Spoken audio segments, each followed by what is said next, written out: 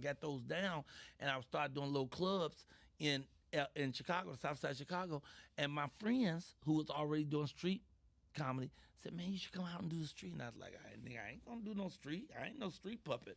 I'm not standing the street. I ain't doing that. But they took me with them once, and I watched them get their money. All they did is work the lunch break in Chicago's downtown. And they had a brown paper bag that big full of money. And they went to McDonald's who would exchange the money in exchange for bigger bills. And I was like, whoa, I could try it. So I tried it, and I was very successful at it. But then winter came. And wasn't nobody trying to hit no jokes in State Street in December. So I packed up everything I had, and I moved to California where I thought it was warm all year round. And all those people went with me. So that couple that taught me how to do comedy, they called themselves Straight Up. John Tosbay and Byron Chapman. They would do comedy, the difference between whites and blacks, doing this and that, and they were real good. There was a family called the Vitos. It was a father and 3 sons, and they had a high wire act. So they had a long pole. They would walk on the pole, flip on the pole, do acrobatics. It was awesome. So it was like 5 or 6 groups.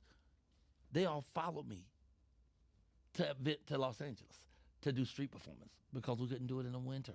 And that's what got me there. So the law, the rule in street performance is first come, first serve. So I would always get there and have my spot early. But the people who went with me, the Vitas, got in an argument with me one day. And because they were arguing with another person about space, and I said, man, y'all just move another space. And the father got mad at me and said, man, we'll come and take your space.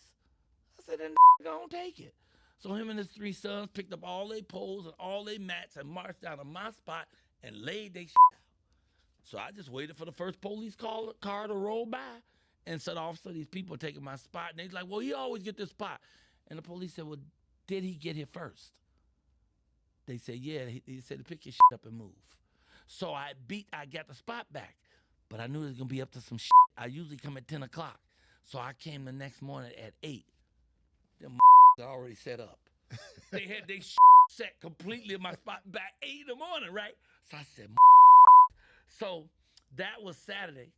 That was because we only would do I'd only do Saturday and Sunday. So that was Sunday. So when I came back next week, I came at 4 a.m. I wasn't playing with they. I came at 4 a.m.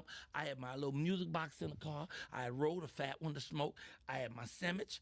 I had a little blankie and all my stuff. I'd take all my out and I sat it out there and I sat in my car facing the ocean, facing my spot, watching my At 6 o'clock, they showed up with all of these and as they was going to my spot, they looked over at me in the car smiling at them and they just kept walking. I never forget that.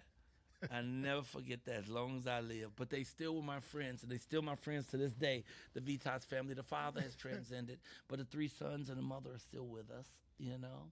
Man, you have this tour. You had this tour called Michael Colyar's Mama.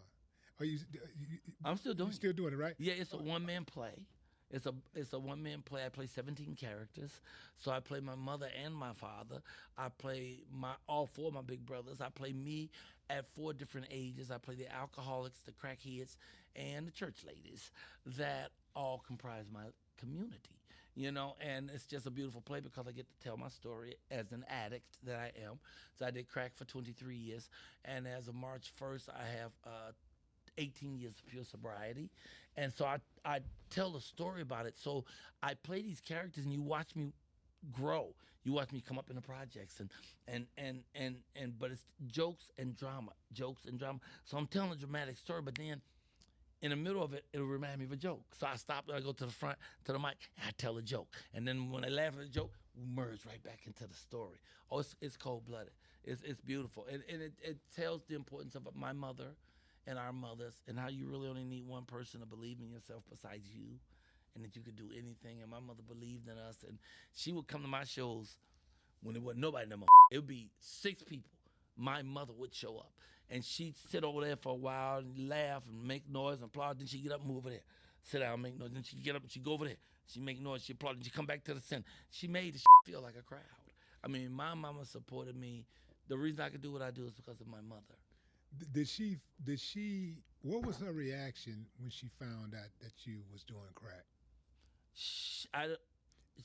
We never discussed that. You never discussed. Yeah, and I've had several of my brothers we're addicts, and my mother's never discussed my addiction or that I get high at all because I never got high around my mother. Now, do your mama know?